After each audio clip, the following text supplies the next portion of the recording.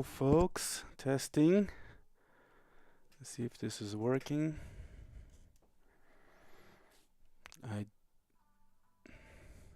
Oh, there's an ad. Jeez.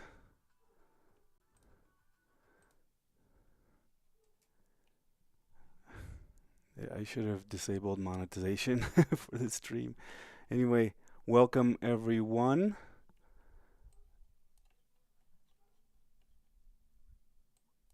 And please bear with us as we're setting up some of these technical details. I'm no expert in live streaming, and especially with a special guest. Girts is about to log in, and I've never done that before. I've never had a guest on. I've only done a few live streams by myself. So we're going to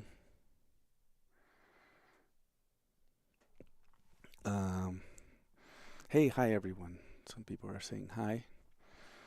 Um, I've been for 2 hours setting things up here. I had planned on having an oscilloscope with a camera on it, and I never got my iPad to be recognized by OBS. Well, we'll learn.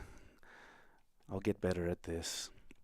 But at least you can hear me, right? And you can see myself in the Syntrx.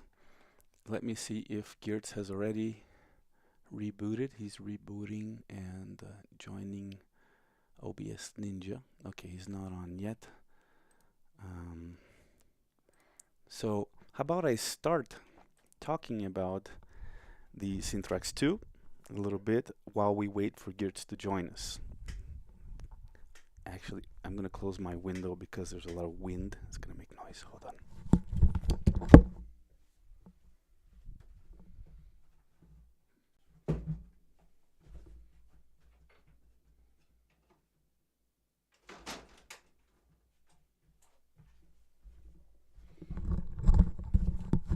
Okay, I'm back. The window is closed, and Girts has not joined in yet. So we're going to start briefly describing the Syntrx II. Can you hear it? I have this little white noise patch going here. Anyway, I think you can hear it, because if I can hear it, it's just stereo audio coming out of my mixer here. Hold on, let me take a breath. I just ran to the kitchen for a glass of water.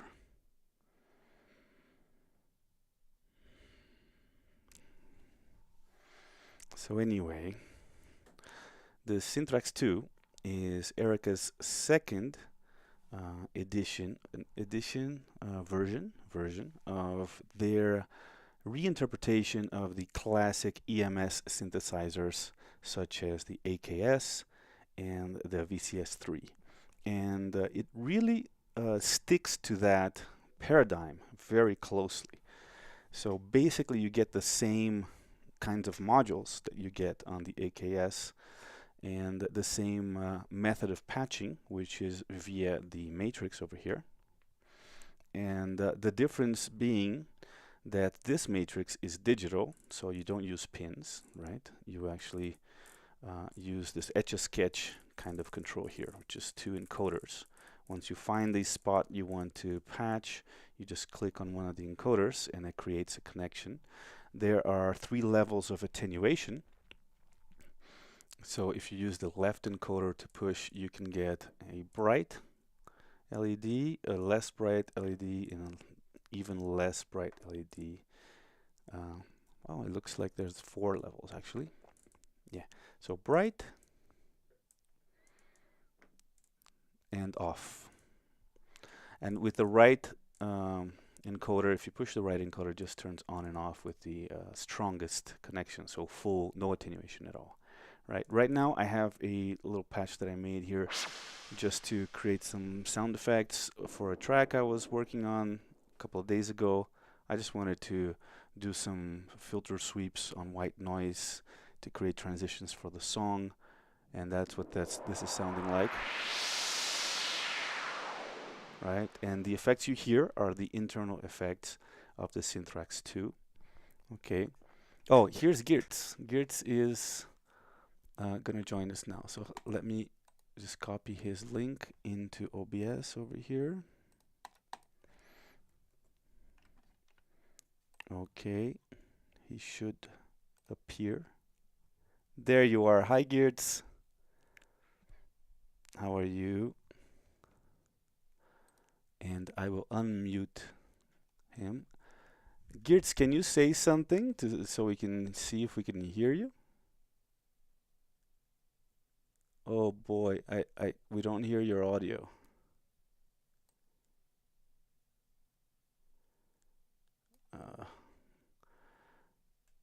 I have unmuted you.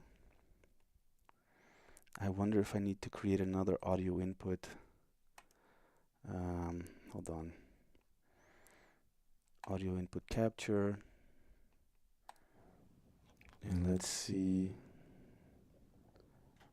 No, it only gives me the options of my audio interfaces. So your audio should be streaming in via the browser,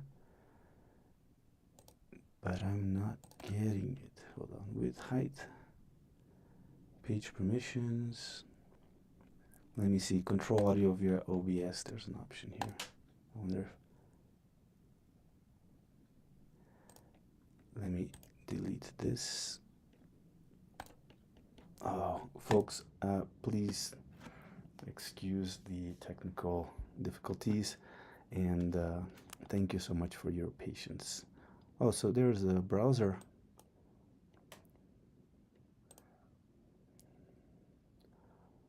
Yeah, I have a control for the volume from the browser here, which is what should... So, Girts, can you say something so we can try to see if we can hear you?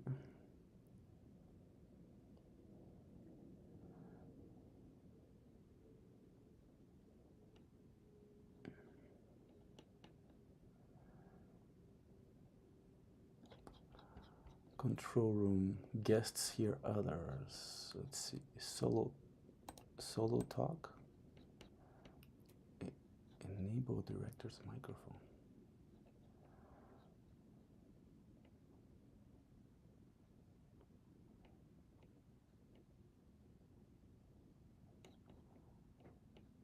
Hold on. Hello? Hello, hello? Testing, testing.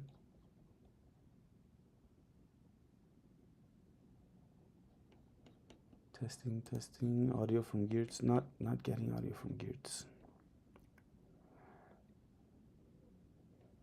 Oh man, so sorry.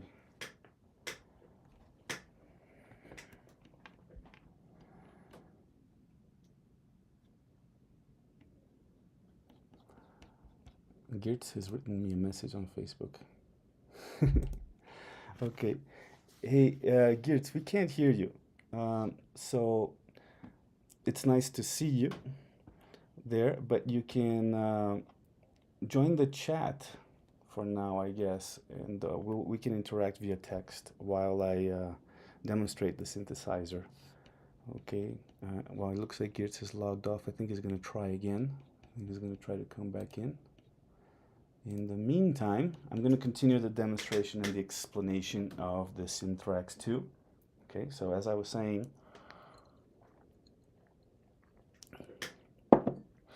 it is a reimagining of the classic synthesizers of EMS. One example that most people think of when they think of the Synthy AKS is On the Run by Pink Floyd from the Dark Side of the Moon album. You know, so that's right there. The AKS synthesizer, and this is a nearly completely analog audio path. So the oscillators, it has two main audio oscillators with some sync features, wave shaping, right? And they're slightly different, the two oscillators. The first one has square and sine wave, The second one has square and saw wave, and both the sine wave and the saw wave are. James is asking how similar or dissimilar it is compared to the AKS. I think it's very similar, but I haven't owned an AKS myself. I'm sure the sound will be very different. What I know about the Synthes is that they're very, there's a lot of leakage between the circuits through the patch bay, which makes it very um, almost organic. And this will not have that. This is much cleaner because it's a digital patch bay that controls analog switches. So the switching is actually done by chips, a whole bunch of switch chips in there that are making analog connections between the analog modules here. The only module that is digital, as far as I know, Girts will correct me once he joins us, is the effects, right? On this one you have reverb and delay, right? And you have time and feedback controls and level control here. Everything else, as far as I know, oh, and the joystick. The joystick is really cool. It has something that the original did not have, which is you can record your movement, and it's really easy. You can just hold rec here, and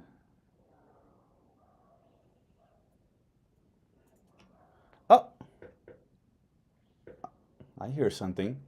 Oh, I think Girts is back and he has audio, right? All right, so let's stop this recording. I'm gonna add Girts back into our transmission, our broadcast. Yes, I hear you. I hear Girts. You fix your SSL driver. Excellent. So now you're in and we have your audio, and awesome. Excellent. Do you hear me? Okay. Do you hear me, Girts? Yes, it's so nice to be with you.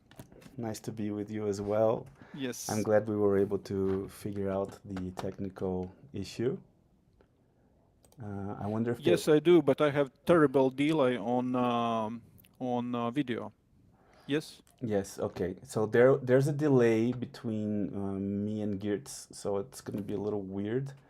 But what we'll do is we'll take turns talking. So whenever you want to add something, Girts, tell me, and I will be quiet and I'll let you speak because we're not in the same time. I think we're quite a few seconds displaced from each other, but that's no biggie. I'm just happy to have you on here, visible and audible.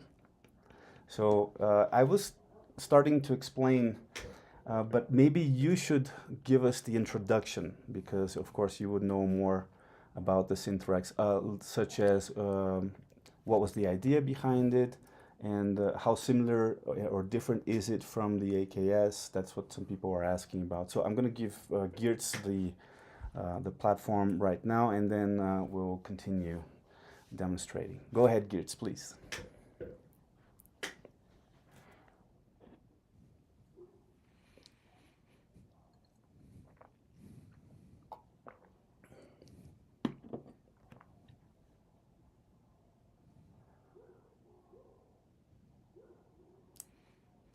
Kingas, but the delay is actually like 20 seconds.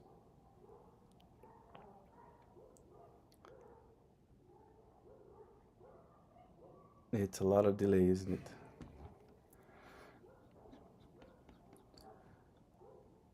I wonder if we could reduce that delay somehow. It's like me talking to you from Mars.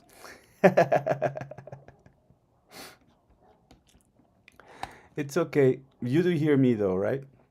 Eventually, after 20 seconds. So just please give us an introduction, Girts. Give us an introduction to the synthesizer. Tell us what it's all about, and especially how similar or different it is from the AKS.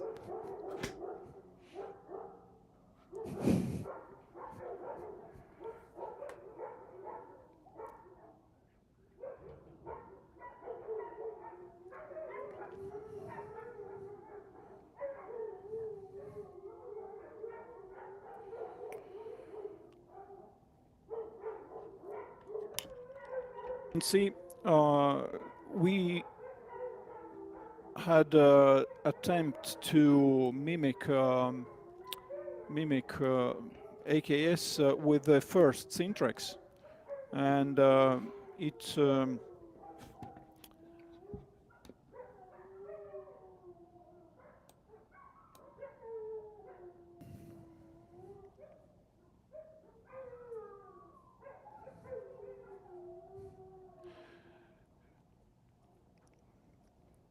yeah, and we had some yeah, the delay is terrible. It's literally talking from Mars.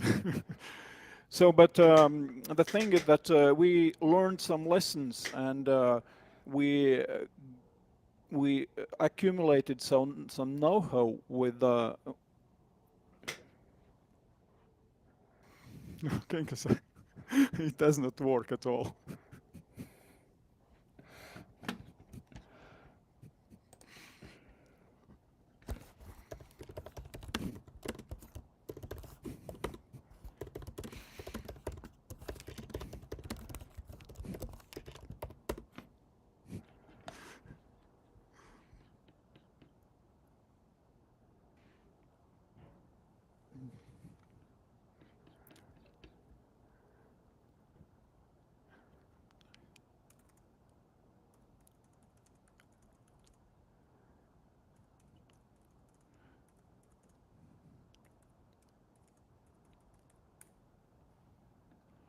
Sorry, guys. By some reason, yeah, there is like 20-second delay in video and audio. Therefore, it's very weird for me to explain something while I'm not seeing actually what I'm explaining.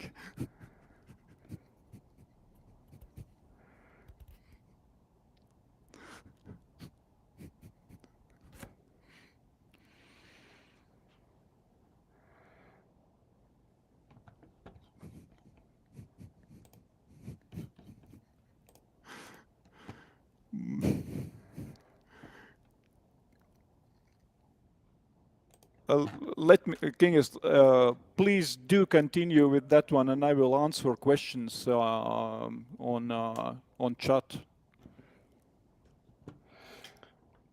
Okay, bringing back up my audio as yeah, there was a little bit of doggy warfare going on here, and it was leaking through. I live in the woods here in Mexico City, and I have 5 dogs myself, and sometimes they go crazy when other dogs pass by. Okay, so I'll continue explaining, and then Girts, maybe you can type some things in the chat. That would be more immediate, so we're not so confused with.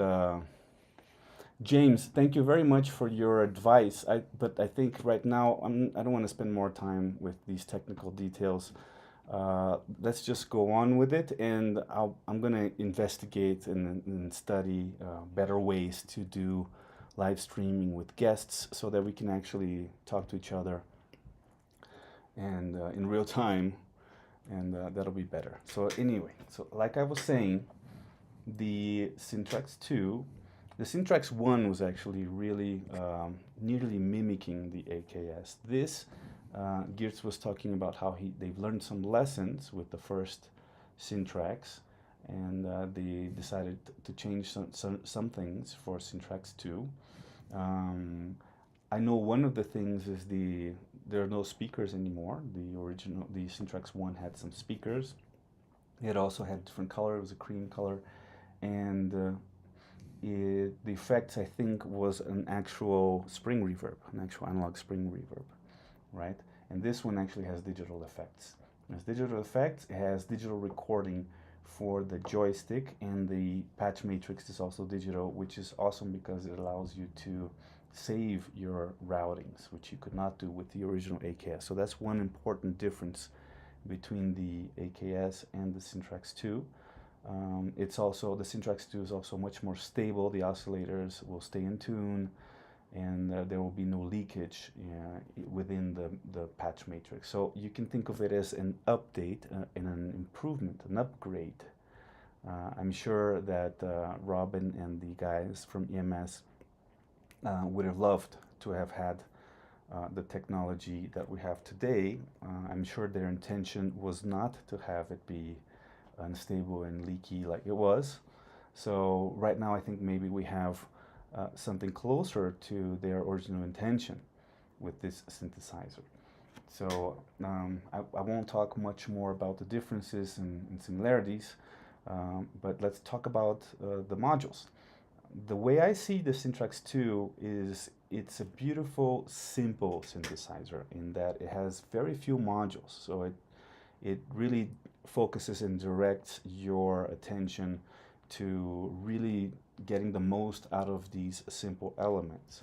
What makes it really interesting and unique rather than a traditional keyboard synth or a modular synth is the fact that you can create really interesting routings and save them, and it even goes beyond. It has advantages compared to a traditional modular in that you can route any output to any input without the need of multiples. So you have automatic multiplication. Everything is buffered, and mixing as well. You can mix any number of outputs into any input without limitation. So that's saving you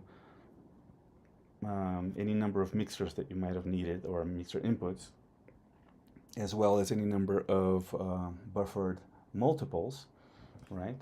And the patch matrix allows you to attenuate. Are there, I think, 4 levels or 3 levels of attenuation? Okay, yeah. Girts says that, correct, the first one had spring reverb, so this one does not. And I actually like the sound. We'll hear it. The sound of the reverb is really nice, as well as the delay. It's nice to have both options, right? So let's play around with it a little bit. So first of all, I'm going to click recall here. Girts says 3. 3 what? So I'm going to hit recall here, and I'm going to go to an empty patch. So patches that have, I've chosen to see numbers, right? Because you can also see the patches as dots on the matrix. I like to see numbers because if I want to remember a specific patch, it's easier for me to remember it's number 33 than like what position it was on the matrix. And that's something you can set in the preferences.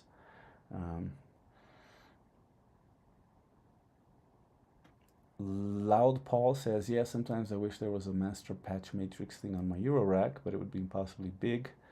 Yeah, Erica makes a patch matrix. I have it. I've made a video of it. I can actually have it right here.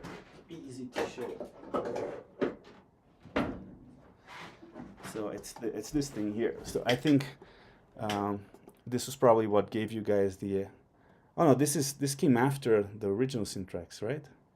Girts. So it was, and this you can just patch into your modular, and of course it's limited to 16 inputs and 16 outputs. So it would be really nice for a smallish modular, or for just one patch within a large modular. But anyway, I digress. Over here in the patch matrix, when a patch has already data in it, you see this lit up line over here. So when you want an empty one, you just turn until you find no line. You can choose, and now we can see the patch matrix is empty, right?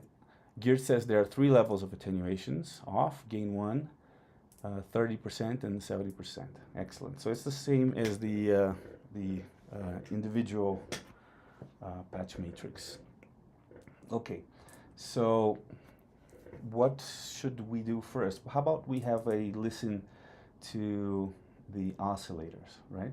So over here, oscillator 1 has square wave and sine wave, right? And what I can do is I can route it straight to my output. I'm going to turn down the volume here. The outputs, there are 2 outputs, and they actually have panning. So that's really cool because you can have, hard left and right stuff, but you can also kind of mix your stereo image right in the box here. So I'm just going to route the oscillator 1 to output 1. I'm going to leave the panning in the center because we're going to use it in mono right now. Okay, and right now we have an octave switch here. So we're going to put it in octave 1 so we can kind of hear it more. And see, there's a wave shape control for that sine wave, right? Which is really cool. So now let's say I want to automatically control that wave shape.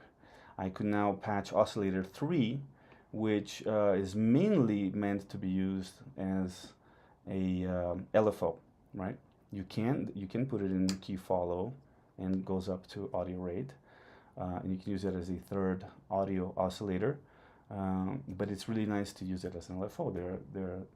There isn't another LFO here, so the way that we would do that is we'll come over here to oscillator 3 on the patch matrix, and on the left side we have the sources and treatments, and on the top we have signal inputs and control inputs. So right now we're going to go to oscillator shape for our control input, and we're going to send oscillator 3 to oscillator shape. And there it goes. So, and now here I have levels for oscillator 3. So if I turn up my triangle wave level, right, and I put the shape in the middle, I have a triangle wave now affecting the shape of oscillator 1. Let's make it a little faster. Right? So right there,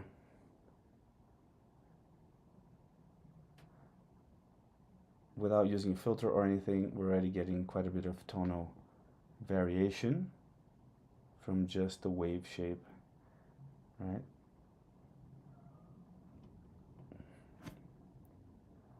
Now, this is sounding very bland. Why not use some effects right off the bat?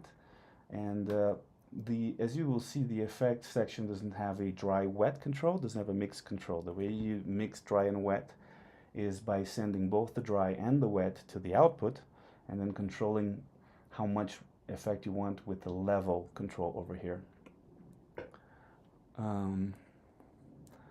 Does the Eurorack one has built-in attenuation as well? Yes, it does. Loud Paul, no problem. You can ask as many questions as you will. This is a little disorganized, but I'm going to try to keep my attention on the chat as well, and while I demonstrate and answer questions. David Kaiser, welcome to the chat, my friend. Is the audio being routed to the YouTube camera feed? You don't hear my Syntrx? That's weird because it's...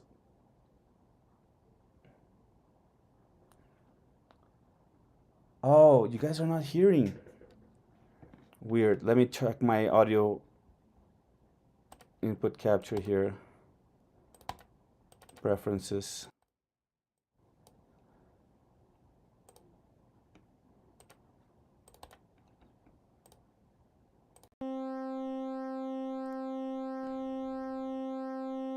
Hello. Okay. I think I fixed it. You should be hearing the synth audio now. I'll wait for somebody to confirm if they can hear it. There it is. Thank you, David. Okay. All right. So this is, as I was saying, this is the sine wave from oscillator 1, being with its shape being modulated by the oscillator 3 acting as an LFO. As you can see, it can go up to audio rate. Right? And there are levels of attenuation that I can achieve as well here. Right? Okay. So now I'm gonna route it to the effects. So we're gonna, but also it's too continuous, right? Why don't we create a rhythmic thing? So instead of routing the sine wave straight to the output, I'm gonna route it to the envelope signal. The VCA on the Syntrx II is actually within the trapezoid circuit. So here you have the signal control, and that's basically, you can route a signal. So it's a VCA and an envelope generator in one. So the envelope signal input would be the VCA input. So that's a little difference in terminology from what we're used to, but it's pretty easy to understand once you get the hang of it. So now we're going to send that envelope signal to the output here, and we're going to create a rhythmic repetition by turning this knob over here from manual, position 10 manual, down to something rhythmic. And now we can hear it pulsating, right? And we still have oscillator 3 routed to the wave shape of oscillator 1, so we can still hear that variation. Let's give ourselves a little bit of decay.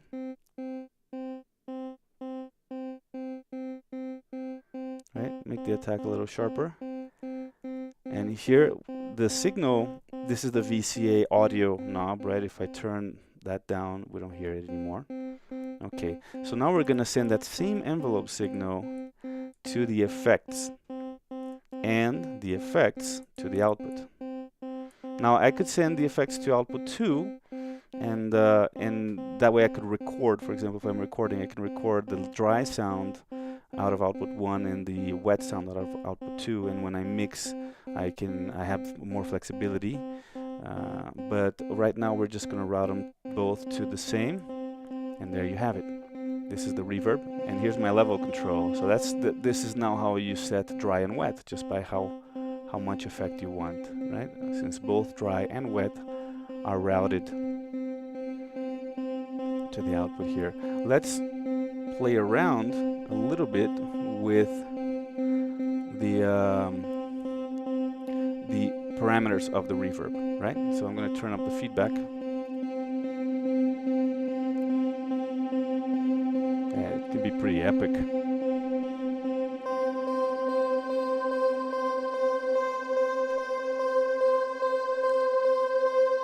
I'll turn up the time. Feedback a little down. Sounds beautiful. This is really, really clean, beautiful, high quality DSP here. And that's cool when you play around with the time. It acts as a delay, right, where you get these pitch shifts. Now, let me make an aside here. At first, when I started playing with the Syntrx II, I felt like, oh, it would have been nice to be able to control that feedback and that time externally, right? Why isn't there patch points here? And as I went along, I had that idea more and more for more parameters, and I realized, oh my God, the patch matrix would have gotten huge. And then you'd get totally lost trying to patch this thing. You know, it would just be one huge patch matrix. So I totally understand now what the concept is, which is you have a simple patch matrix, but the idea is to use your hands. These are big knobs. They feel really nice. The torque is great. The bakelite knobs are beautiful. It's really an instrument to be played with your hands, not only automating things by creating patches. So I accept it, and now I've really learned to enjoy it as what it is. Right? It's what's available in the patch matrix. You would probably think, oh, it would be nice to have control over something else, but it's actually really cool to have it be a smaller patch matrix, because you quickly learn it. Like, already I know my way around the patch matrix. Any patch that I want to make in it, I can quickly dial it in. Whereas if it was a bigger patch matrix, I'd start getting lost, you know. So I really like it. Girts is asking me to record live motion of the effects. Oh, I can record motion of the effects knobs, he's saying. Do I do that using the same button, Girts? I'm sorry, I didn't completely read the manual, Girts. I'm embarrassed. I'm missing some things. I'm glad you're here. So I'm wondering if I can record live motion of the effects knob. Would it be just by holding the joystick record button? Let's find out if that's how you do it. Right? So here's the time. Yeah, there it is. I've just recorded the motion of the effects knobs. Just learn something new every day. This thing's chock full of surprises. Oh, sorry. Moved it a little bit. Okay. Wow, that's awesome. And I'm sure you can also record. Can you add to it motion of the joystick? Let's see. No, once you record again, then you lose the previous recording, right? But cool. So that's a way to automate the effects parameters. Push and hold record and turn knobs. Double tap record to clear. Okay. All right. So awesome. I didn't know you could do that. Missed it in the manual. So here's the delay now.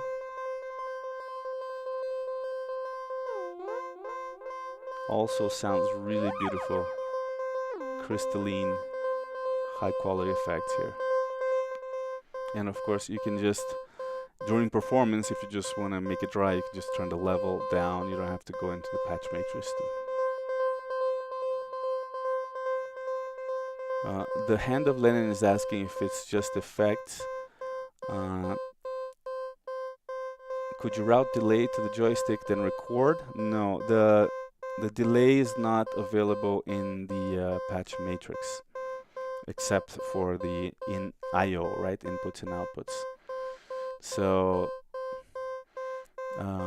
but yeah, Echo Alexandria, as we've found out, as Girts has been able to tell us, we can simply record the motion of the effects knobs.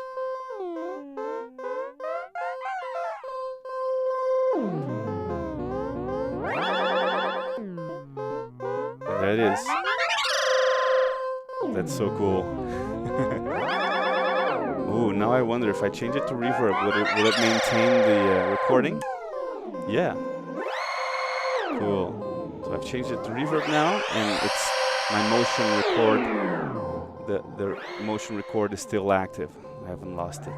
And now if I want to clear it, just double tap the record button. Right.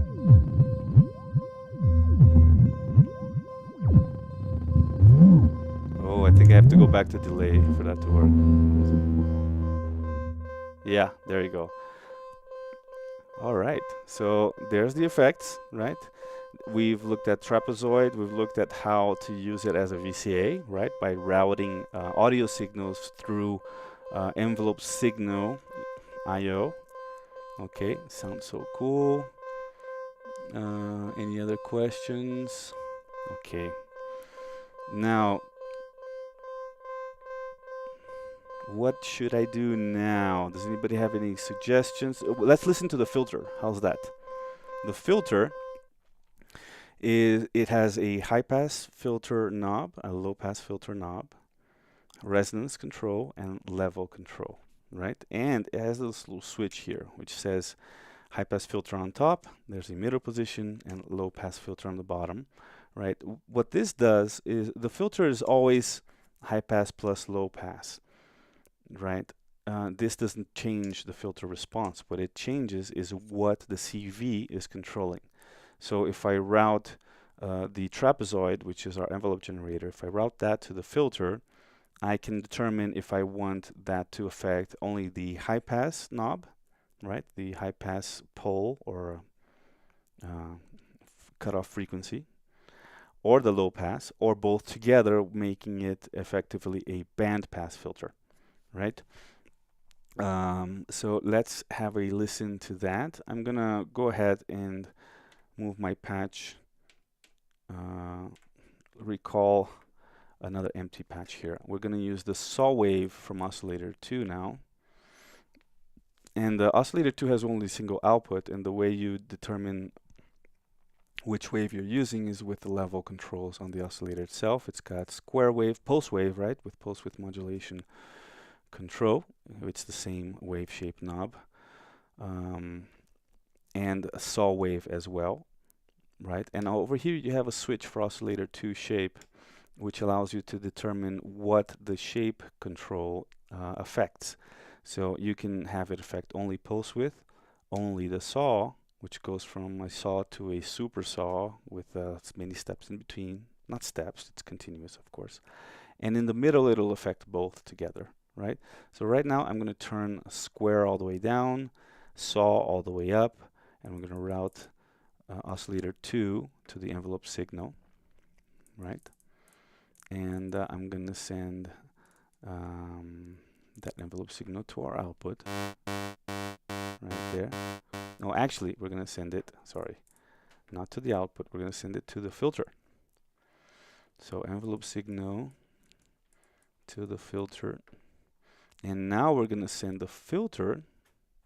Of course, I could also send it to the filter first and then to the envelope filter. I don't think right now that's going to make a huge difference. All right, so that's the filter right there. I'm going to make decay longer so I can hear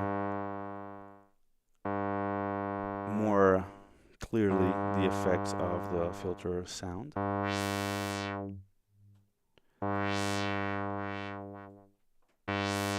In fact, you know what? I'm going to route it directly instead of through the envelope, so we just can hear it. So oscillator 2 is going to go straight to the filter. There you go. And I'm starting to get the hang of it where I can do these patch ideas very quickly. Find my way in the patch matrix. All right, let's turn on up the, I've turned high pass filter all the way down, so it's letting all of the frequencies pass. And I'm basically using just a low pass filter here.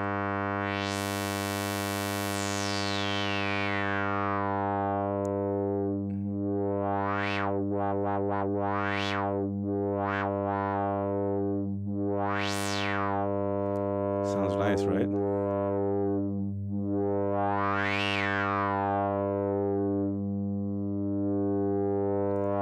So Richard is asking, can we see the joystick in action for programming the matrix?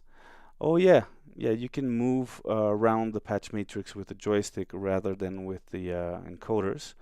I haven't tried that out too much. The little bit that I did, I felt like I didn't have as precise control because the knobs are clicky. So I actually prefer to use the Etch-a-Sketch knobs for that. If maybe with some practice I'll get good at using the joystick, but I'll just reinforce the notion that you can use the joystick to program the patch matrix, although I will not be doing that today. Anyway, low pass filter here, and it does self-oscillate, right? So if I actually remove the oscillator, you can hear this is the filter itself oscillating on its own, right? And yeah, I can route the joystick to the filter cutoff frequency and record that, right? And that sounds pretty cool too. Is that a little loud for you guys? Okay. All right.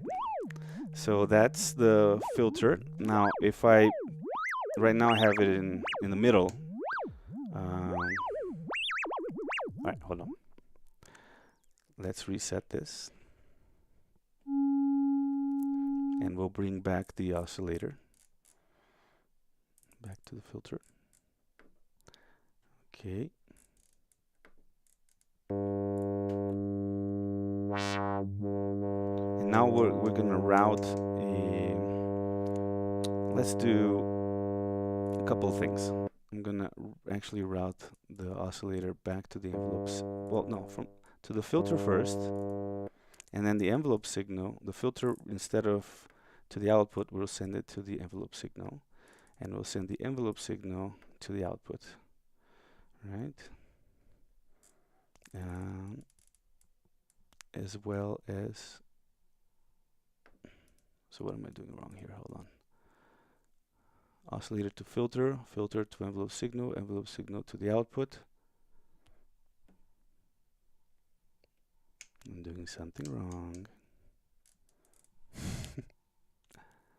Can you send an audio signal out of one of the outputs and feed it back into the machine in the input?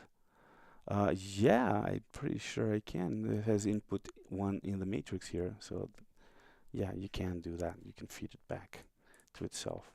I can try that in a minute. Let me just so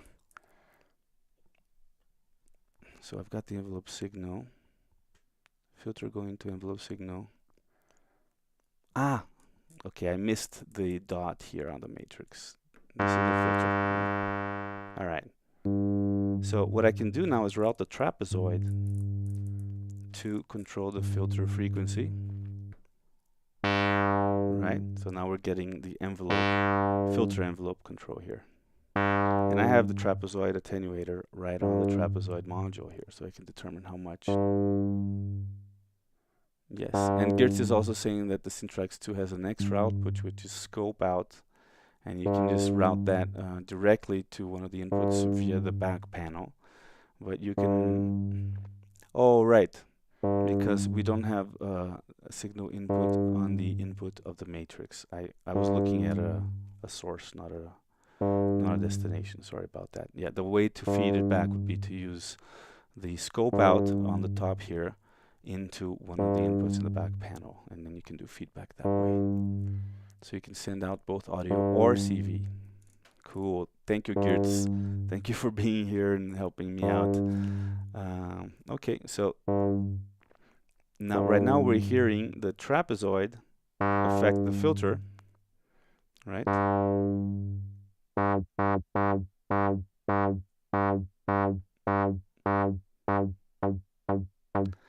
Yeah, and the on here is kind of like the length of your gate, right? So you can make the notes longer, almost as if you were holding a key down on a keyboard, or you can make it shorter like this, right? And this is kind of a bass already, right? And now over here, I'm affecting both. So I'm using it kind of as a bandpass. See? Now if I turn it to low pass, then the high pass stays fixed, and the trapezoid is only affecting the low pass. And the opposite if I use high pass here, right? So now the trapezoid is only affecting the high pass.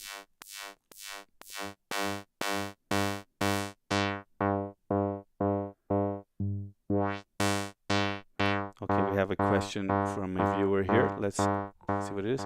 Hi to Erica Synths. I have a Fusion VCF3 and sometimes sound overdrive or crashed when you turn the cutoff.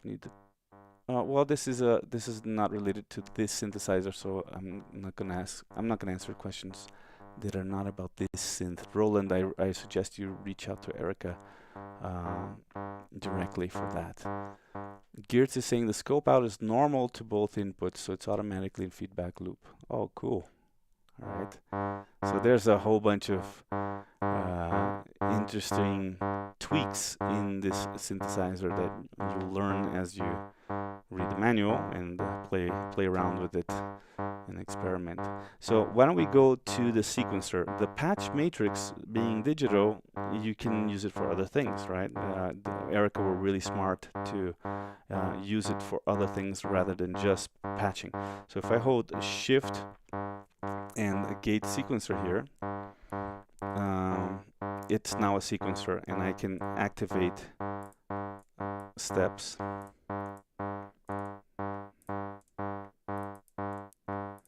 Right, and what we'll do is we'll put the trapezoid in manual again, and now as I press play here, which is the patch forward button, now we have a sequence that I just quickly programmed here. So these the steps are chromatic, and you can jump octaves by pressing the encoder more than once.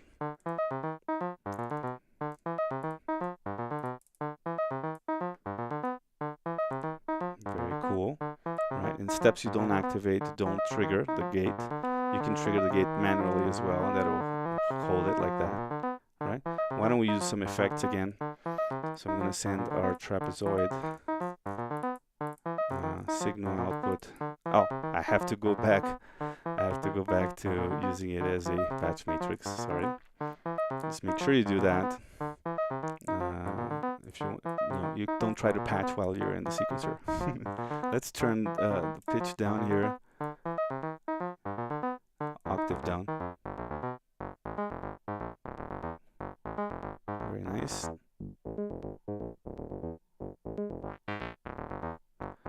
Okay. We'll send the trapezoid envelope signal to the effects,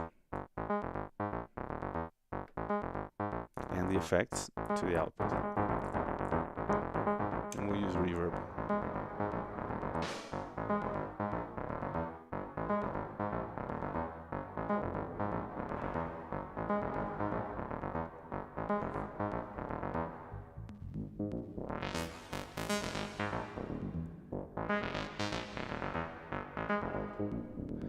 Okay, we have a few more questions. Let's see. The Hand of Lenin asks, can't quite see if there's two ins. Yeah, there are two inputs, and you have them right here, the control panels for each input. One of them has a envelope follower with a level, and you can route that envelope follower to different things. I actually have my new fretless bass connected here. I hope we have time to try that out. Use it as use the Syntrx maybe as an envelope filter with effects, and that would be really awesome.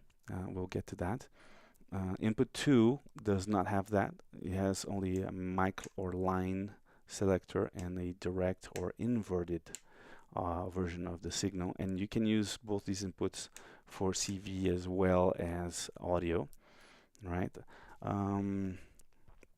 There's noise. We haven't looked at the noise. The noise has level and tone control. The tone is really nice.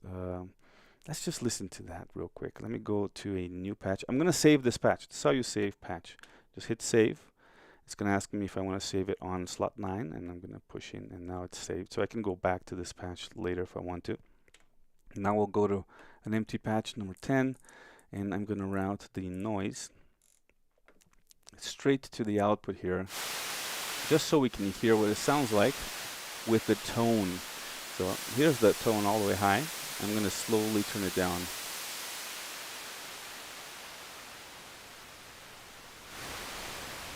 See how it gets pretty bassy, pretty dark.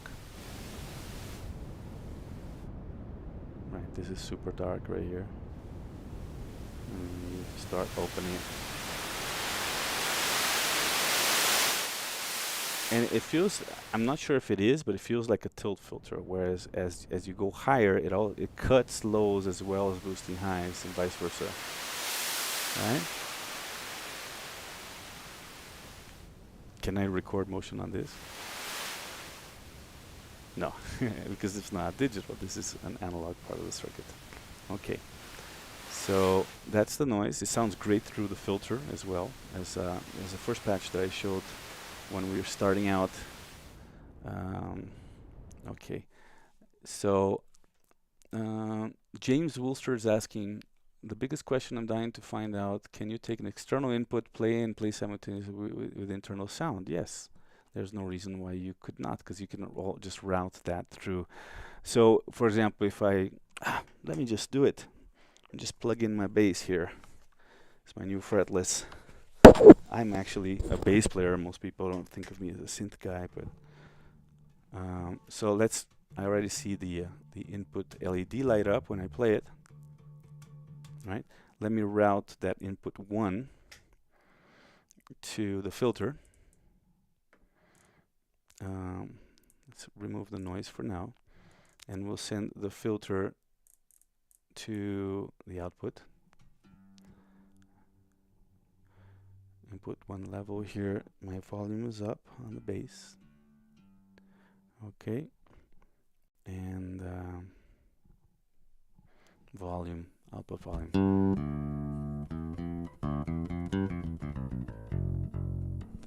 Let's tune it. I think I'm distorting a bit. Let's turn down.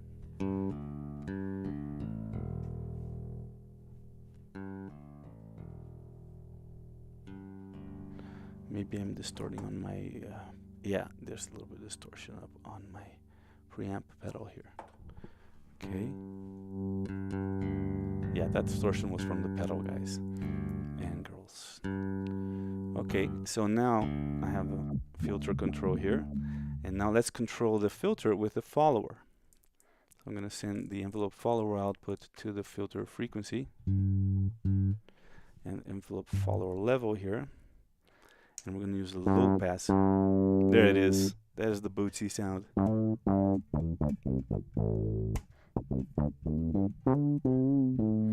And now to answer your question, I can have a drone going, right? For example, by sending the sine wave straight to the output here, right?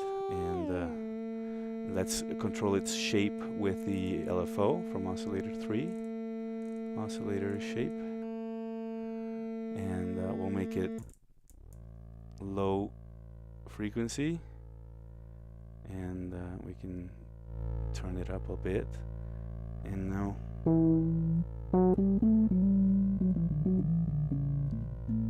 we're going to send both the oscillator and the bass sound just coming out of the filter to the effects, and the effects to the output, so they can. And now I have a drone going, which is going to help me with my intonation on the fret list too, because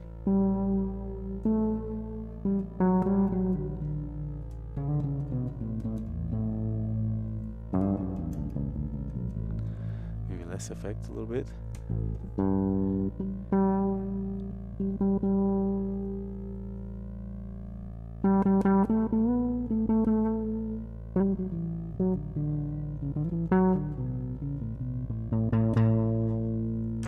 Delay perhaps. So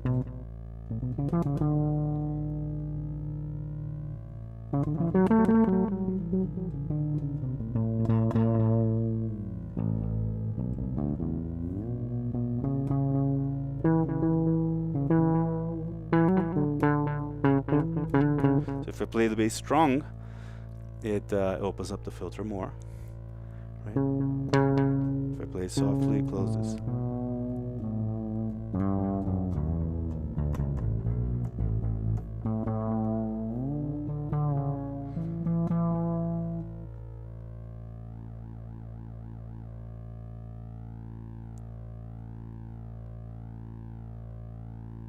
Ooh, this is so cool.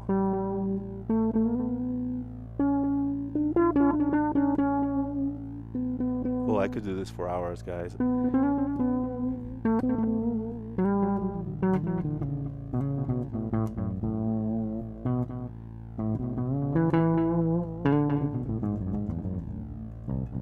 I could do a whole show just like this. Just playing my bass with a drone and some effects. So I don't really need anything other than Syntrx II in my bass to do that. No extra pedals needed. But yeah, like I said, I could do that for hours, so I might as well stop now because we've already seen what that's like.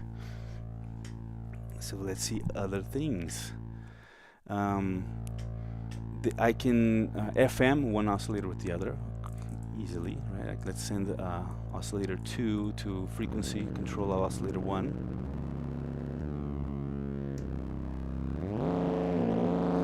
So here's audio rate FM here.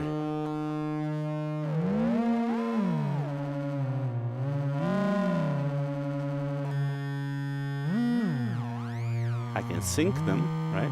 Oscillator 2 becomes master of oscillator 1.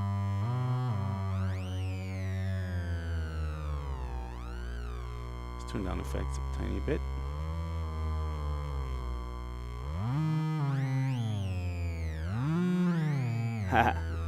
Yeah, Girts and I are both fans of the headset dynamic microphone.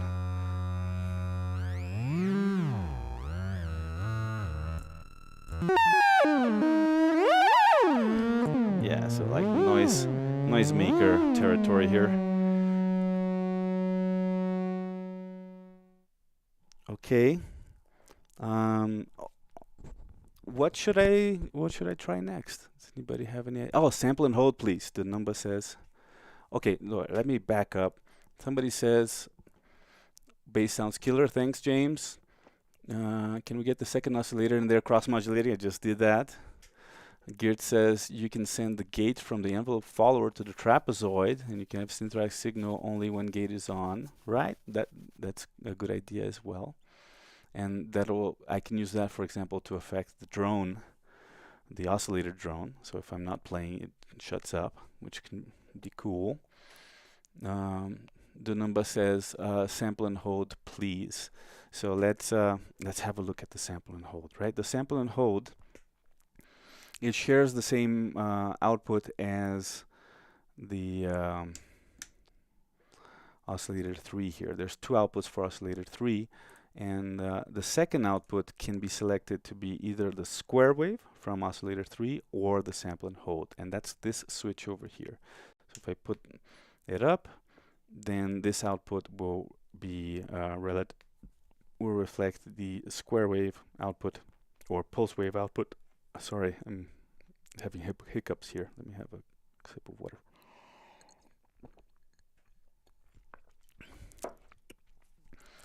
And but if we put it down, then that second output of oscillator 3 becomes the sample and hold. And why don't we save this patch? Right, so we can go back to it if we want to. And now I'll recall 11, which is empty.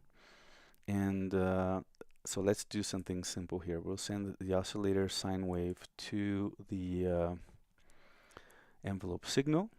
We'll send envelope signal to the output. We'll send effect also to the output. Envelope signal to effects. Right, and the sample and hold output to oscillator 1 frequency.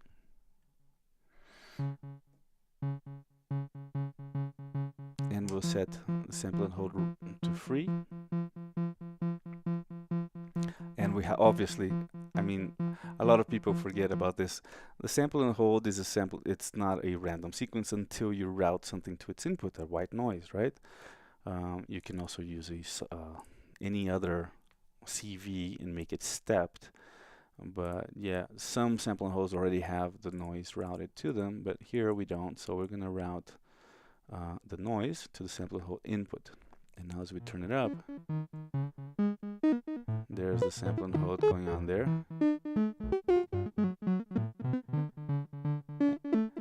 Now if we want to synchronize them, we can we can put this to gate, right? We can put this to manual, and we can come to the sequencer and just add like just gates without varying the node at all.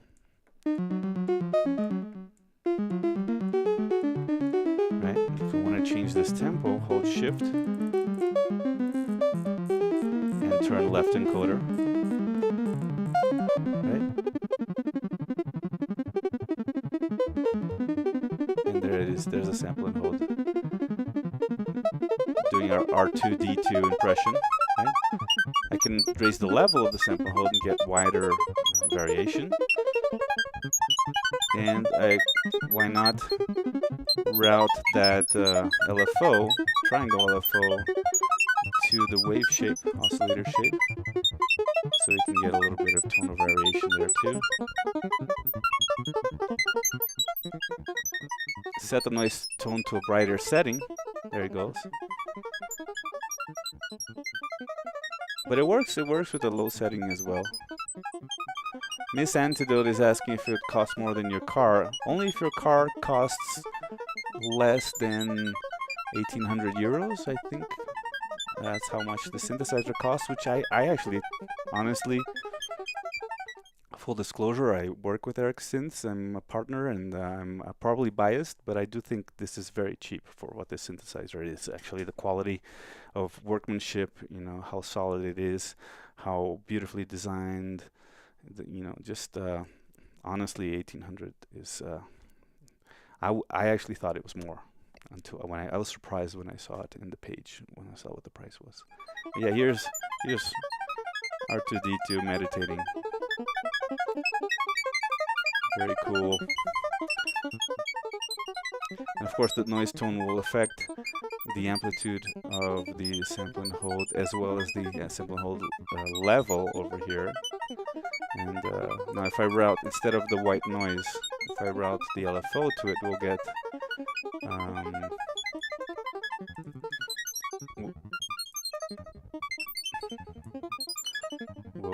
a stepped LFO. That's a great effect right there. Somebody sample it.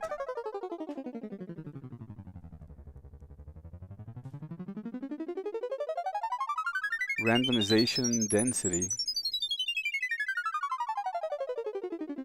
Yeah, there's randomization and randomization density available. So you can randomize patches, actually. Girts, remind me of what's the control for randomizing a patch. Let's save this patch. Go to an empty one. Recall 12. I think it's shift recall. Is it shift recall or shift one of the knobs? Shift recall? No. I can't remember. Girts, help me. Therefore, research is asking when it'll be shipping to the US. I think it is already. Shift patch forward. Okay, shift patch forward. Look at that. We have a random patch that doesn't. Oh, it only makes sound when I move the joystick. Alright. And of course, it randomizes the.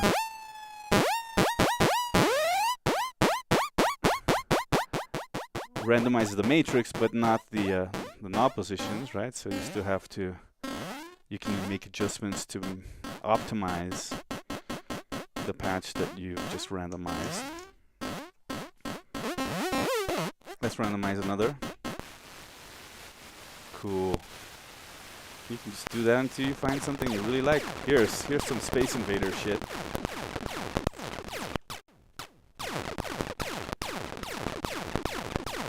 This is fun too. This is another thing I could do for hours.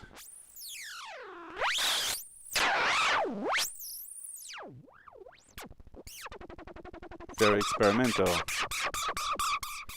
Very cool. Folks, I will be making a full step-by-step indexed video manual for this. So please, this is just an introduction, a live stream Q&A. Eventually there will be a video with nice fancy product shots and step-by-step explanation of everything that it does.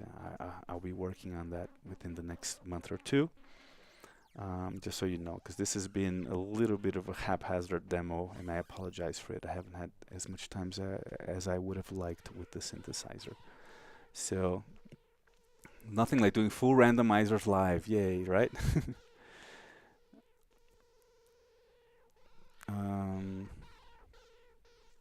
Wow, this is so loud that even turning the output down isn't really doing it. Okay. Let's load an empty patch again. All right. I have a Syntrx 1. It's the best experimental synth. Syntrx 2 looks great. Nothing like that. Okay. Which features will be added to firmware 1.0? Girts, can you answer that question? Which features would be added to firmware 1.0? He says, I know about the joystick patching. What else? Joystick patching? You can already patch the joystick anywhere you want. I wonder what Korhan, I hope I'm pronouncing your name correctly, Koran Erel? Something. I wonder what he means by joystick patching. Girts will certainly answer that question as soon as he can. In the meantime, what do you folks want to hear? Is there anything? Oh, by the way, there are output filters for both output channels here. So this is apart from the resonant filter that's in the patch matrix. And this is also something that's borrowed from the synthesizers. It's just kind of a tone control, which is nice to have.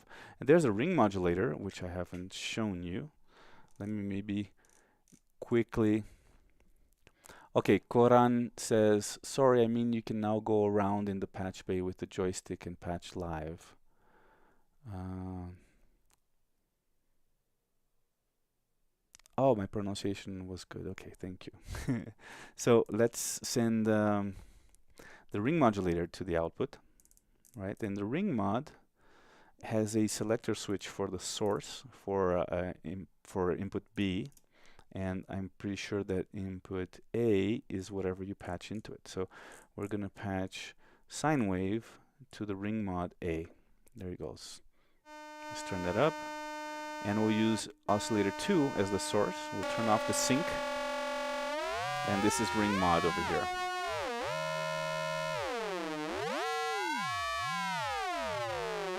The joystick patching is implemented already, and there will be minor tweaks in the new firmware. Nothing crazy. Why don't we add some effects to this and have some, and the joystick, and have some fun. Watch this. This is one of my favorite things to do with this kind of synthesizer. We're gonna send the ring mod to effects, and effects to main output. And so far I've been doing only stereo stuff, mono stuff. But the other day I did a really cool stereo bass sound, and the way I did it is I used the filter as an additional VCA. So I used the trapezoid signal as a VCA on the left side, with the sine wave being, with its shape being controlled by the trapezoid. And then on the right side, I had the oscillator 2 saw wave going through the filter, with the filter all the way down. That way, you know, and you can really cut it off, because you can bring low pass all the way down and then high pass a little bit up, and you really get silence until the low pass filter opens with the trapezoid. And I use that for a track I just sold to the Facebook audio library or sound collection, and it worked great. So yeah, you can do some really interesting stereo patching as well. And now what I'm going to do is route the joystick. One axis will control the filter, the oscillator frequency for oscillator number 1. The other axis will control oscillator 2. And now we can do this sort of thing here.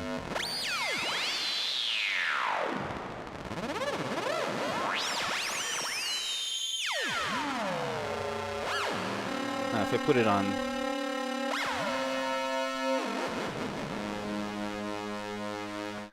one other cool thing to do is to activate it with the button.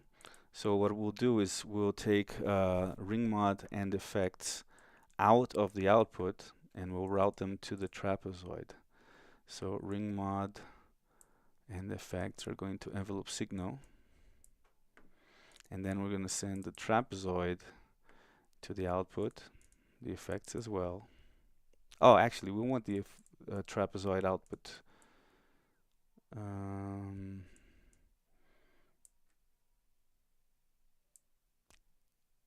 We want the envelope signal to go to effects and not the.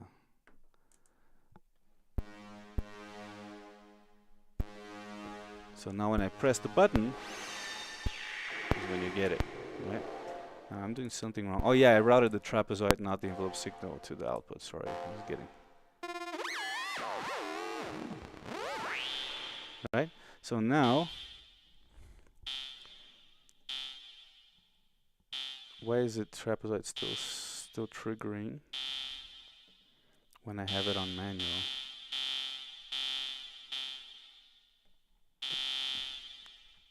Do I have the sequencer on or something? Oh yeah, stop the sequencer. There we go.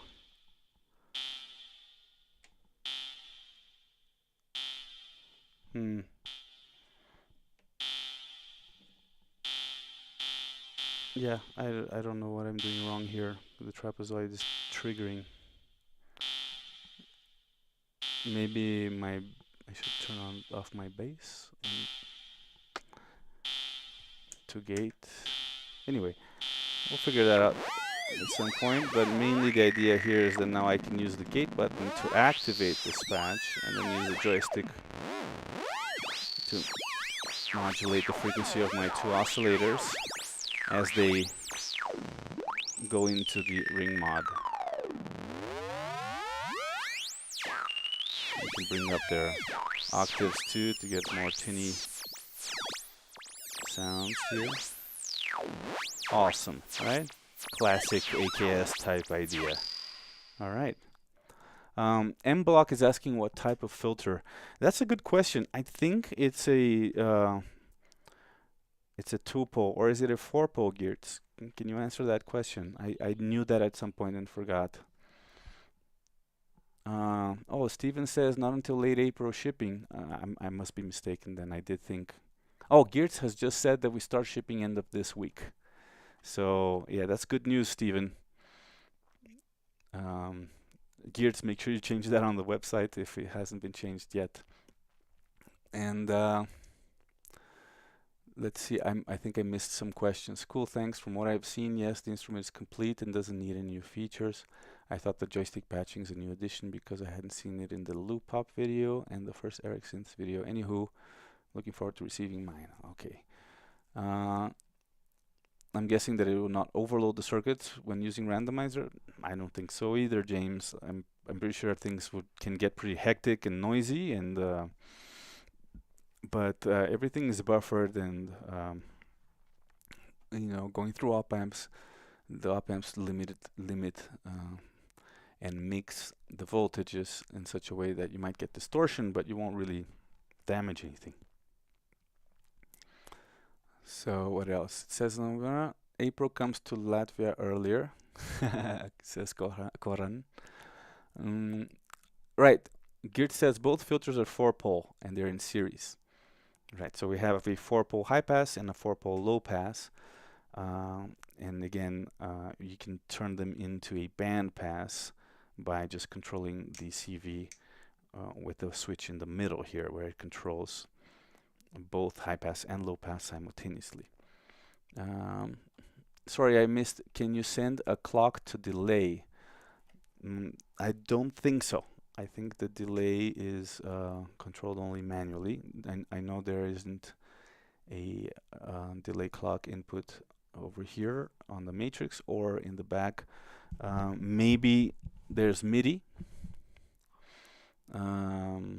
MIDI clock control of the feedback of the time of the delay in some future firmware update, perhaps. Who knows? I don't think that's available yet, if it ever will be.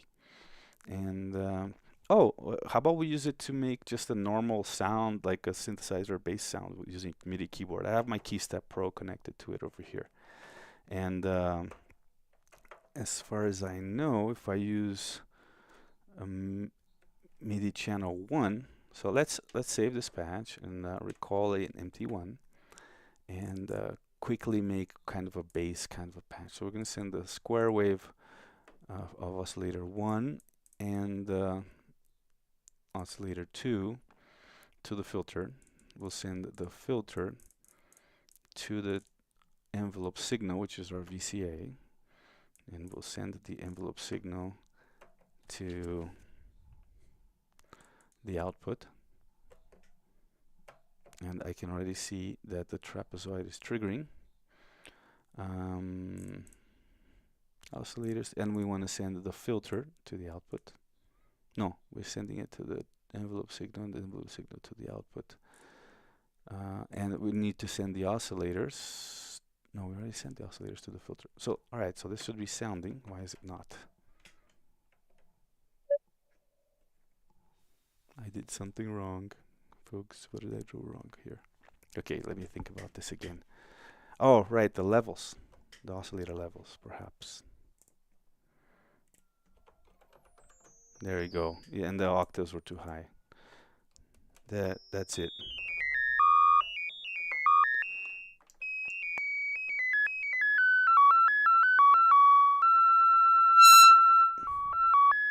I'll bring the octaves down further.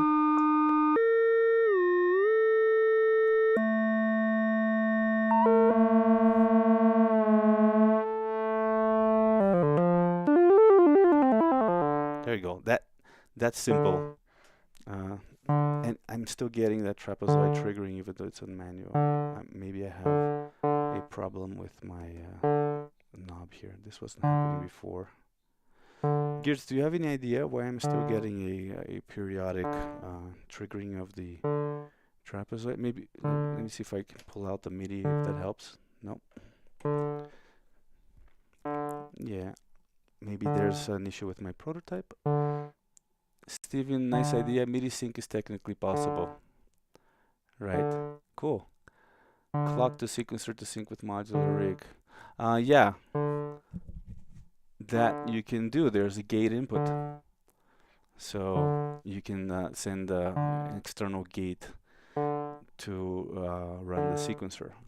I think. Can we, Girts? You tell me. So anyway, this is like let's make it more fun by adding effects. So we're gonna send the trapezoid. Jeez. Let me just save this patch and turn the synth off for a second and back on.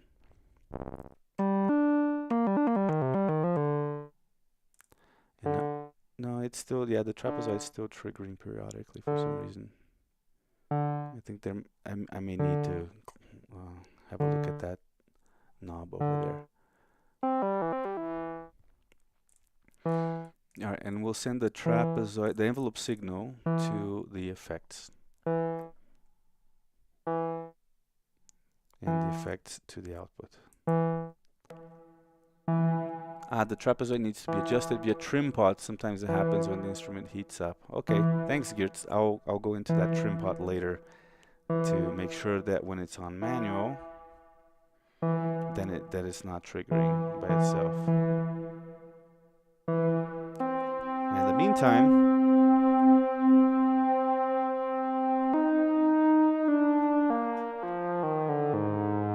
we have this really nice, more traditional kind of Moogish sound.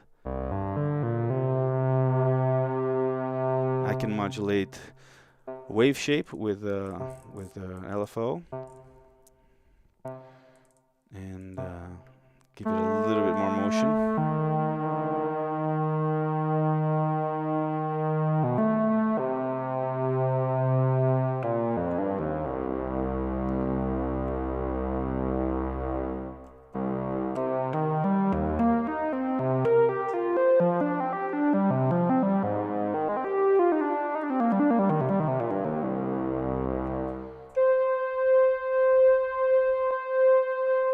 Very nice. A little bit less effect.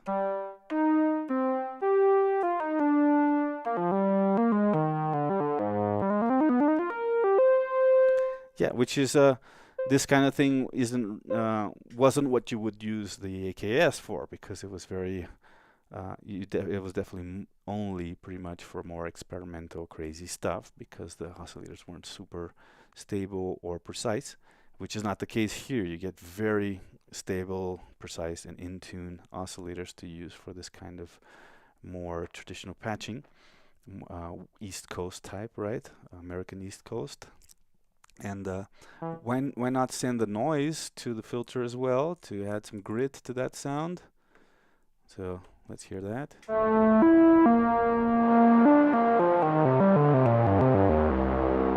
Very nice. And the trapezoid to the filter. So we get that envelope trapezoid to filter cutoff.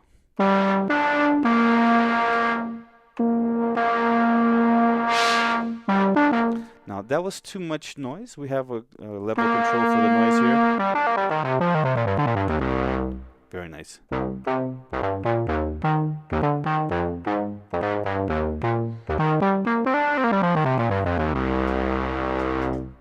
Cool. Sounds absolutely stunning. Thank you. Is there a reset on the sequencer? I don't think there's currently a reset on the sequencer. Stephen Hayes, I may cancel my Bahamas trip and come to Latvia. You guys are my heroes. Koran, sure, there's BPM setting on the sequencer. Yes, which is shift and then turn the left encoder. Why don't we do that with this patch? Let's shift gate sequence here and create a sequence. Let's have it running.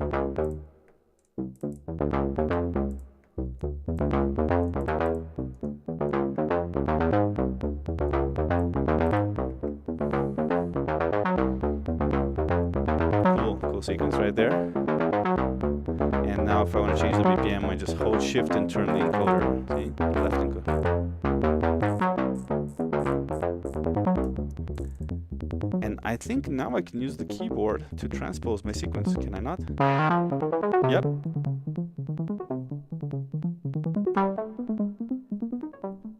Very nice.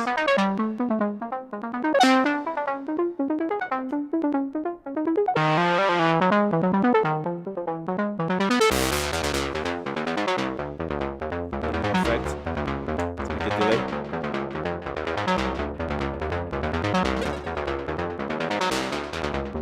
And I'll say something, in my personal opinion, synced delays are overrated.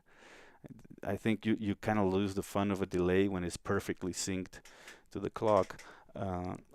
Finding it manually and approximating it makes, flanges and flams things in an interesting way. So sure, it'd be nice to have the option to use MIDI to synchronize the delay, but I really like to just turn that knob and find where it sits well with the current rhythm, and even find some polyrhythms or something serendipitously. So that's my 2 cents on that. Let's see what else. Sorry, we have terrible delay on the video. Yeah, I apologize for that. It's a technical issue on my end, I assume. And I'm hopefully going to get better at this live streaming thing.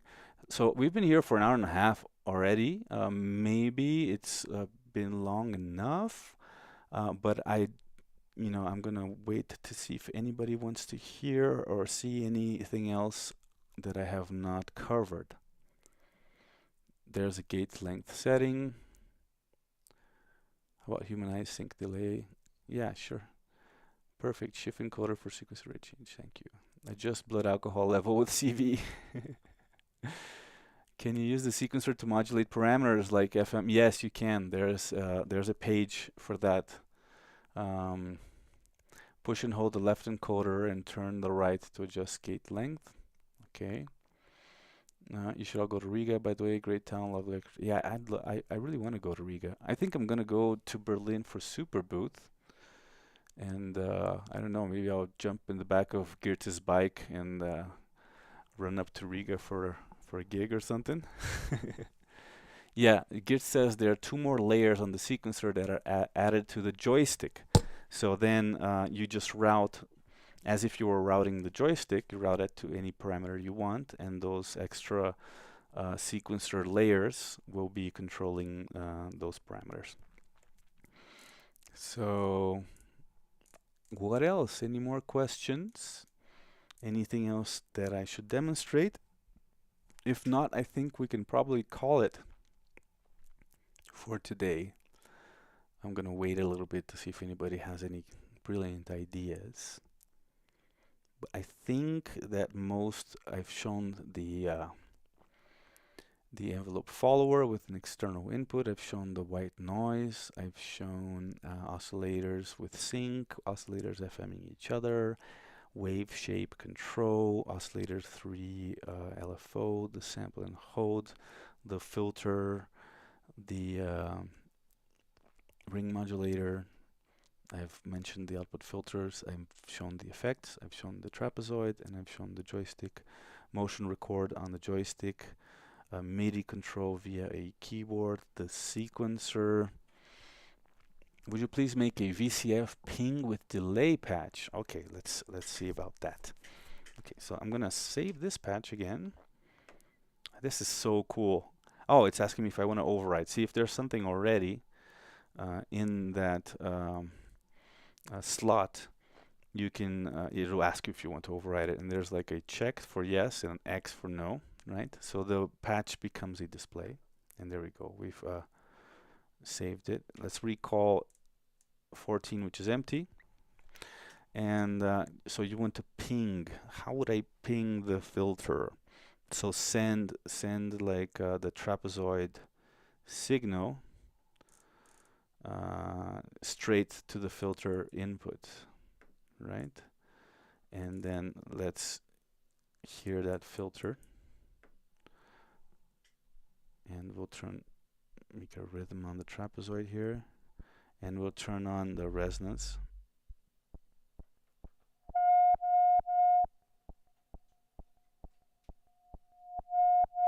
We went fast attack.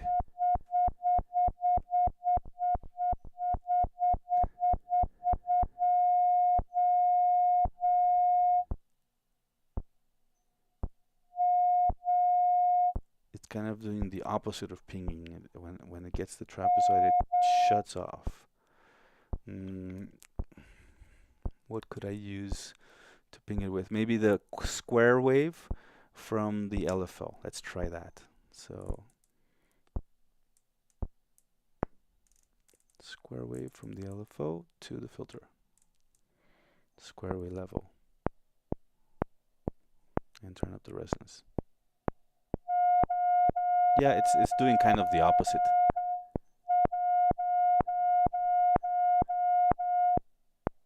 Doesn't quite ping it. But kind of though. It's not a super resonant ping, but you definitely get a percussive thing, and we'll add effects to that. So we can route the effects to the output, and then the filter to the effects, and we'll use reverb.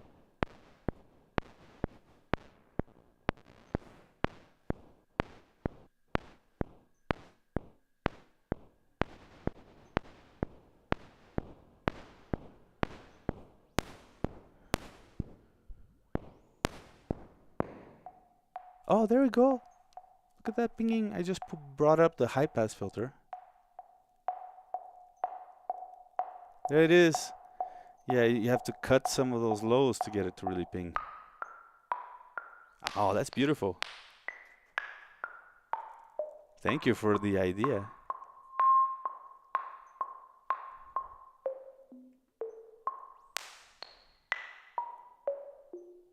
Girts, remind me how I get to those, other pages of the sequencer. But you know, I'm just going to use the joystick instead, because I want to record motion. I only showed that a little bit. So let's route one of the joystick axes to the filter. We'll set the filter to respond to CV only for the low pass, right? Oh, and of course not the filter audio input, we want filter frequency control.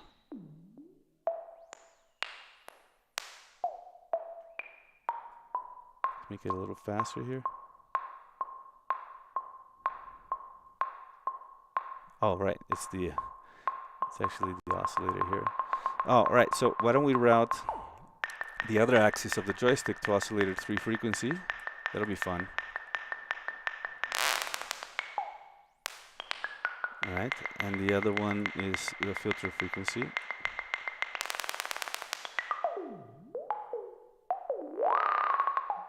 So now I have joystick control over the pinging.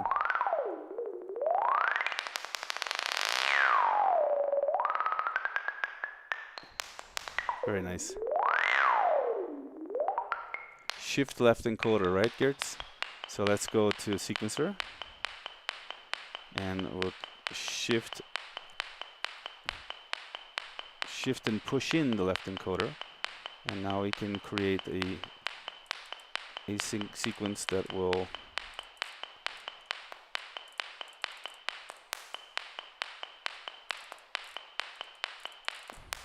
control the filter frequency.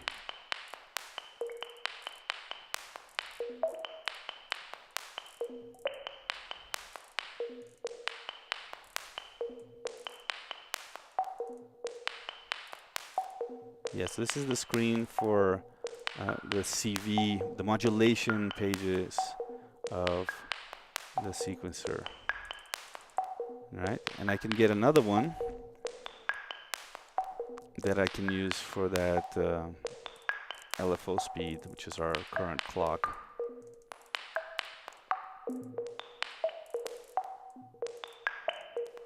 So all I'm doing is using the right encoder to choose the step and the left encoder to choose the amount, the voltage.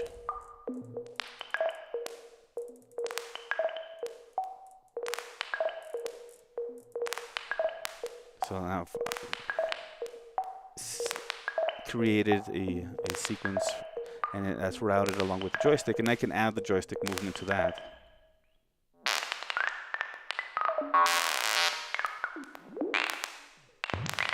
Right. So now I've just recorded some motion of the joystick, and that's being added to the sequencer CV, and that's really cool. Nice patch, right, Girts? Yeah, that's why I love doing these live streams where people interact, because I get ideas that I wouldn't have had otherwise. I'm gonna save this patch. Save. It's number 14. Remember number 14. Okay.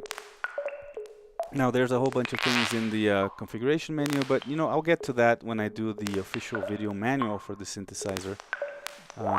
Because yeah, now it's been an hour and 40 minutes, and I don't know about you guys, but I think I don't want to overstay my welcome here. Sure, Victor, you want one more. As long as guys keep having good ideas, I'll stay here. Like, you know, no, I don't have anything better to do right now. Go ahead, Victor. Tell me what would you like to hear?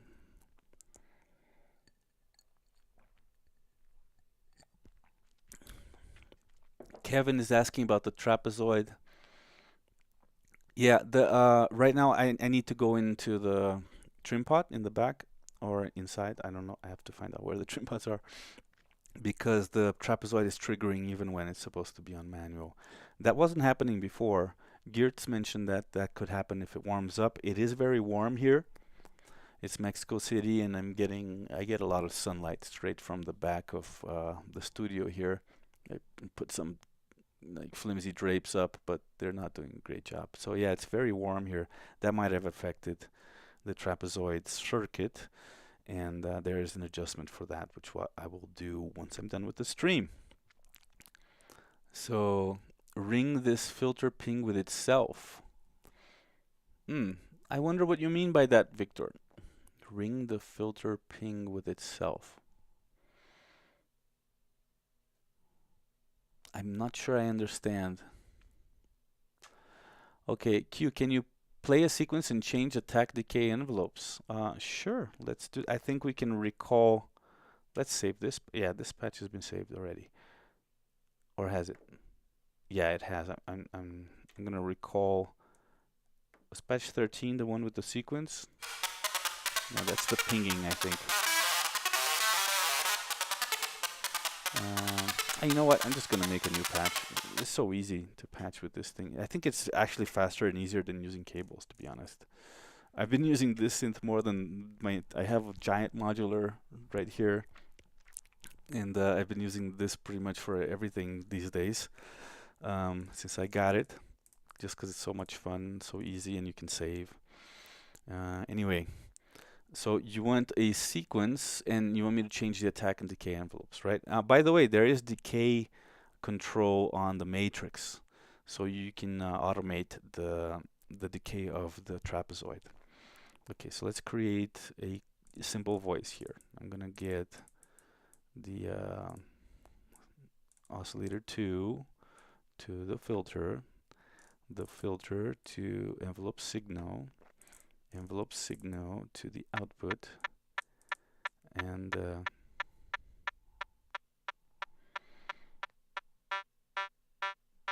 we'll put it on manual, even though right now it's still triggering slowly because I need to adjust the trim pot. And now we'll create a sequence.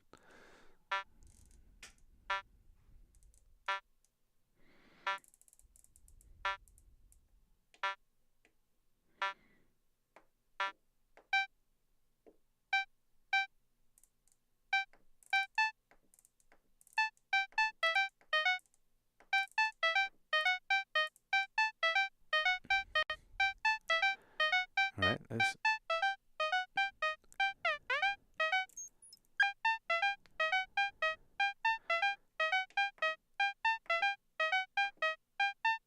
what am I doing here?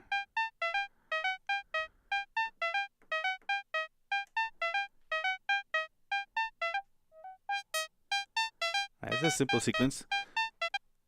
So this is the with on all the way down, right? and the decay all the way down as well, and attack all the way down as well. So it's not the sequencer does have a little bit of a length, the decay, the gate, right? Maybe on a future firmware that could be shorter even to get more snappy. But here we go. Let me start affecting the decay. There we go. So there's that. And here's the attack. Of course, you can need a longer duration to really feel that attack. Let's make it slower.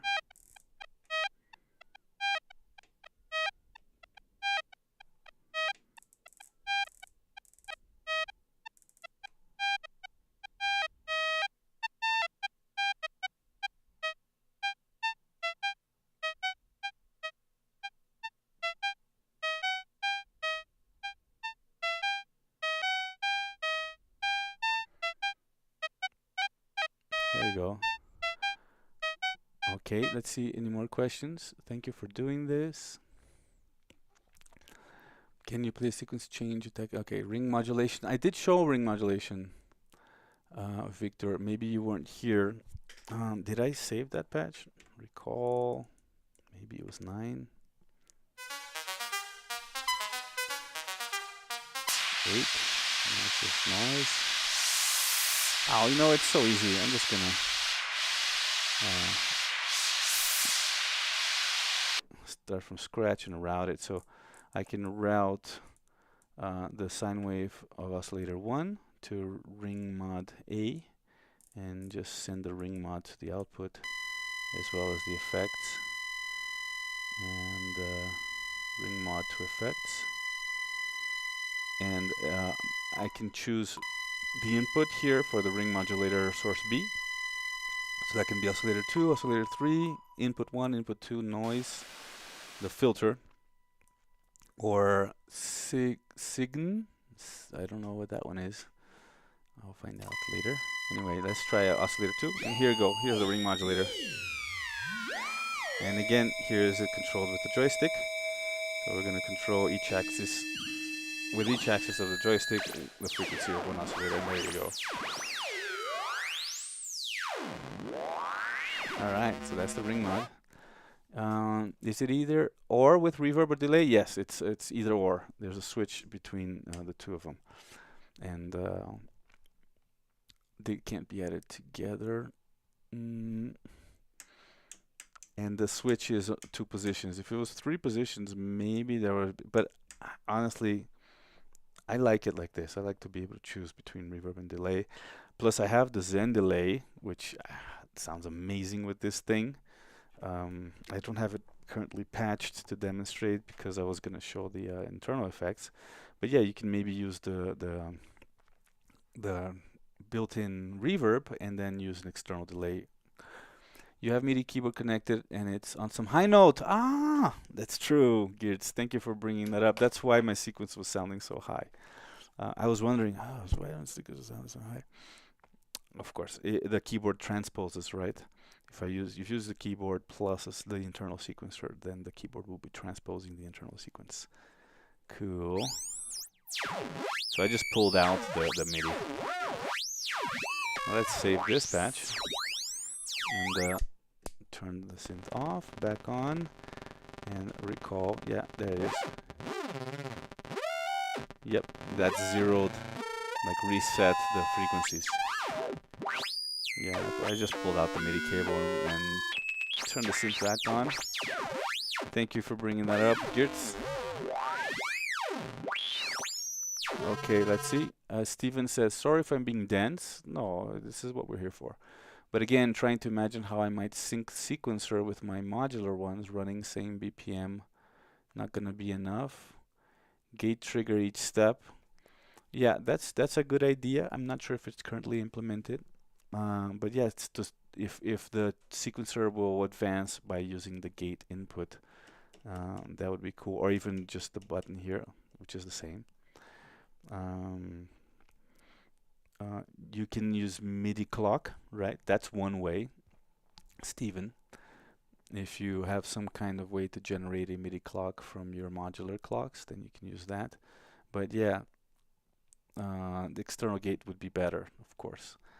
But honestly, if I'm using a modular, I probably won't really use the inbuilt sequencer on this thing. I would probably use whatever my modular sequencer is to control the pitch on here, which you can by using the CV inputs in the back here. There's two CV inputs, as well as the gate in. Yeah, Geert says that for now it can be MIDI synced only. But yeah, if I'm using a modular along with this, I would probably use an external sequencer for it. Okay, let's see if anybody else has any more suggestions or questions. And let's set in 10 minutes it will have been a 2-hour stream. So I'll give us those 10 minutes, and then we can call it. And I'll make a much more direct and concise, indexed video manual for the synthesizer as soon as I can, within a month or two. All right.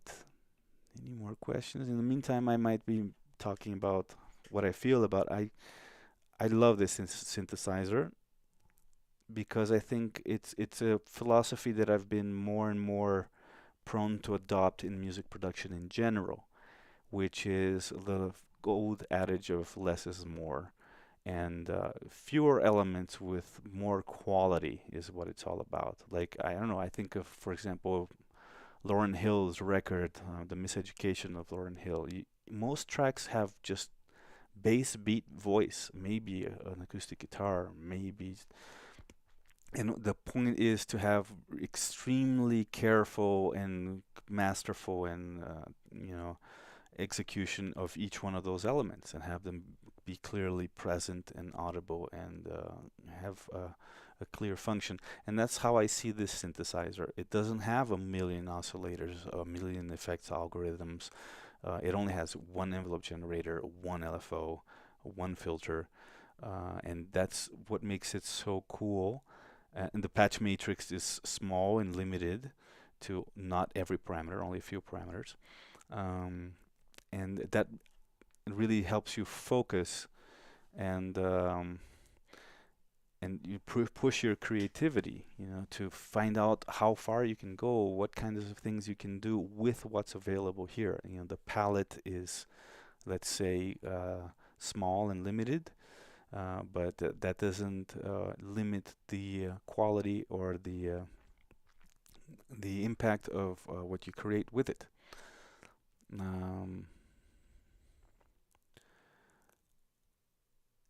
Geertz. Oh, Stephen is saying you guys have a tilted rack for this thing ready to ship too, case. And Geert says you can make custom side panels that can be, these wooden panels can be detached, and you can use rack panels. Geert, is the size a standard rack size, like 84 HP more or less? If so, then yeah, this can be rack mounted easy. It looks like it is. I have it on a book stand. This is like a Bible stand that I found at a thrift store, and it works great because I have my keyboard right in front of it. Usually I have the Hydrosynth here rather than the KeyStep Pro, which is nice too, because then I use the Hydra for polyphonic stuff, and I can also use it to control the Syntrx II. That wood tilt support for carbon case, great. Maybe same for this. Okay, feedback things within the matrix is what sets the Syntrx apart.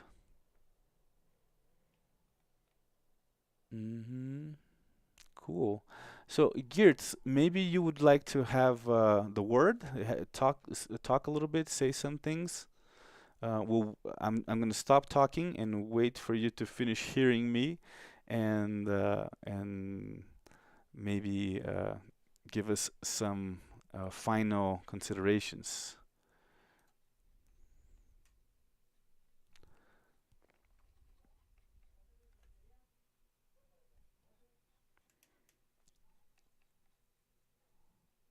just turn on your audio when you're ready.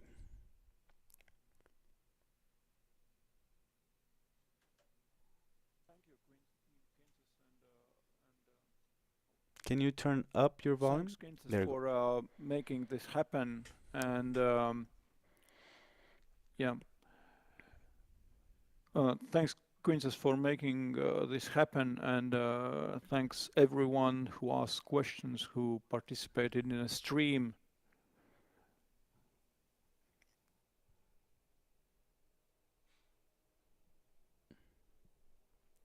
And also, this instrument at the moment, is kind of the most creative thing we put out in our instrument lineup.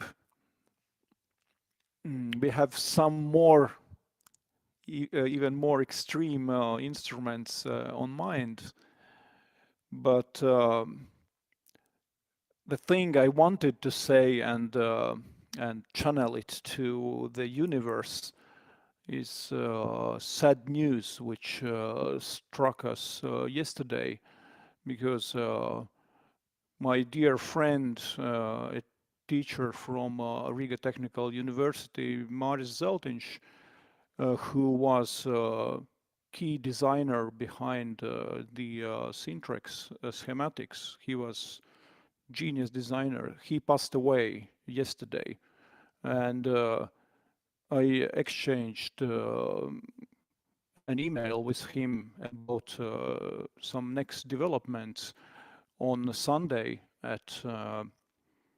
4:48 p.m.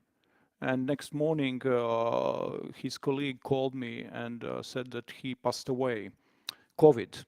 He was not feeling good on Friday when I met him. He passed away on Monday. It's just terrible loss for Erica Synths, for me personally, and for students who admired him as one of best teachers, actually in Riga Technical University, in Faculty of Electronics and Telecommunications.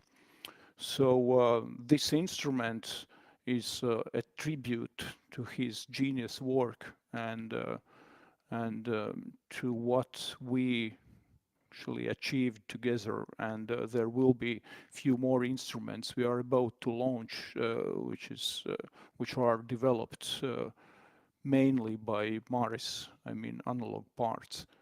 So yeah, that's awful things, and I must say, COVID is real, and it's awful thing. And I'm sorry that we have to end this stream on such a terrible note, but yeah, that's how the world works. Yeah, once again, Princess, thank you for making this happen. Guys, thank you for being with me, with us. Thank you for asking questions. Thank you for great ideas on features which we which we will implement later in Syntrx firmware updates. And I truly believe that this is really great instrument. I mean, I said it several times, and I will quote myself once again that aesthetically I prefer motorcycles over synthesizers, but Syntrx II is the synthesizer that really turns me on. So it's both aesthetically great and it sounds awesome. Yeah, that's that's basically Girts, it. And yeah, I hope people will enjoy it. I'm so sorry to hear about Marius. I'm really feel for your loss, and I'm sure it's a huge loss for the entire synth community. That's really sad to hear. Um, that COVID still is having this kind of terrible impact on the world, and yeah, that's really sad to hear. And I'm happy to know that his legacy will continue on through this and other instruments that will exist on, and his soul will continue to exist in all the music that is made with these amazing instruments. Thank you for your presence. My name is pronounced Kinkas. A lot of people have doubts about that with how it's spelled weird, but I figure I might as well mention that. And okay, again, I agree with Girts. I also think motorcycles are beautiful. Even my drum set is a Yamaha. I ride motorcycles as well, and this is a very truly beautiful synthesizer, both in how it looks and how it sounds, and how and the philosophy behind it, which has a strong legacy, from the AKS days, and bringing those ideas with some vast improvements to 2023.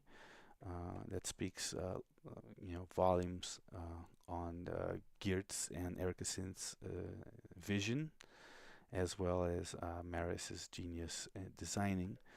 And I thank you all for your presence, for your questions, for your contributions, for your great energy, your great vibe. And thank you very much, everyone who joined us today. And stay tuned for the upcoming concise, well organized, and video manual that I'm working on for the synthesizer. And that'll be it for today. Thank you very much, everyone. I'm going to close the stream now, and we'll see you later. Bye bye, everyone. Hold on, where's the stop button? Here.